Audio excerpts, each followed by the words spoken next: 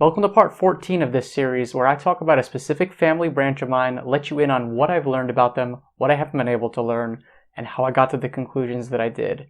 Even though we're 14 parts in, there's still quite a long way to go. I'm still on the quadrant talking about my maternal grandfather, so we haven't even gotten to my grandmother's part of the family yet, so there's still significant number of lines left. Now this time around we're going to be talking about my Liebesman line. That is my great-grandmother Esther Liebesman, who was the last of my direct ancestors to come to America, and as we're going to find out in a little bit, her birth last name was not Liebesman. Liebesman was actually her mother's surname. I'm Yonah Paley and I believe genealogy is fun. This whole next section of my family comes from the historical region of Galicia in modern-day Ukraine.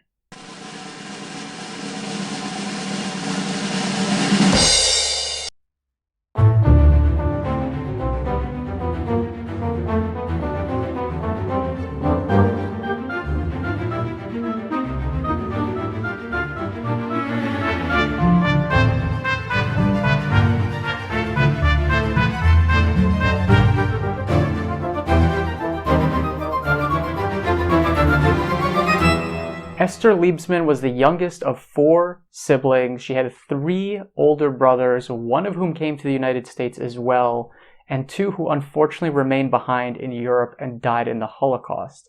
She sailed over in 1922, which is significantly later than the rest of my family. Everyone else in my direct ancestral line came between the 1880s and around 1910 or so. But she came in 1922, and her ticket was paid for by an aunt of hers, who I'm going to talk about also in a little bit. Even though her father was named Chaim David Lichtling, she and her brothers took on their mother's last name, Liebesman. And the reason I believe this to be the case is that they did not have a good relationship with their father. He apparently was not very nice to his wife and also was carrying on affairs and potentially even having kids with other women while he was still married. So they went under the last name Liebesman, and that's the line we're going to be talking about. So Esther's mother was Dressel Liebesman, born also in Boryslav, and she died when she was relatively young in 1920. And I've got her death certificate as well as actually her marriage to Chaim David Lichtling, and that reveals her parents to have been Marcus Hirsch Liebesman and Tsarna Bela Ames. Now, Marcus Hirsch's death certificate is also available online.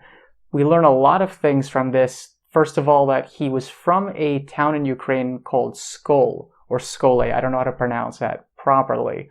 And then after being born there, he and the family moved to Boryslav, where all of his children were born. But as it turns out, Marcus Hirsch actually had an older brother, Abraham, who had a ton of descendants, much more than Marcus did, and I've actually been able to trace quite a number of those lines as well.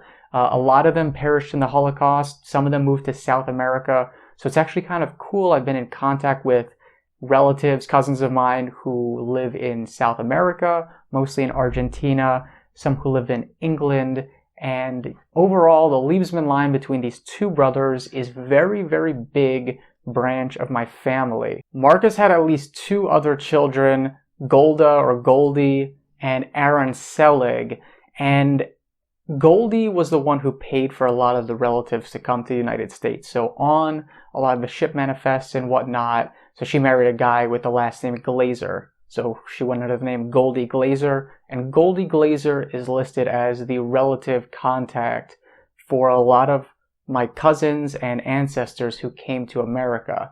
So clearly the family was decently well off. They were able to pay for a lot of the family to come over to America. And Aaron Selig is actually a name that pops up quite a bit in this family, and there's a good reason for that. And that is because Marcus Hirsch and Abraham's parents were Aaron Selig Liebesman and Rachel.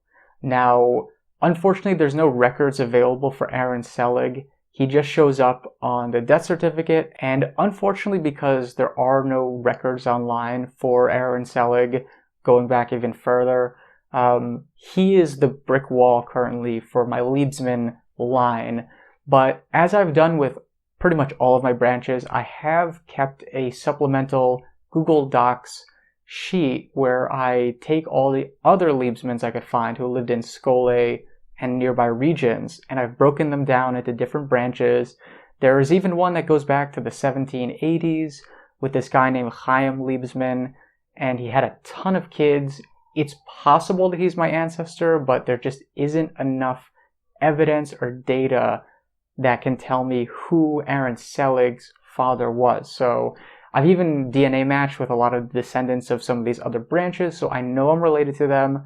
I know it's probably not that distant, but I don't want to make assumptions on the exact nature of the relationship without having more evidence backing it up. So for now, Aaron Selig Liebesman is my brick wall, but there are a lot of other promising lines, and I believe that if more records eventually get released, this is a line that I could probably take back another generation or two with a good amount of luck.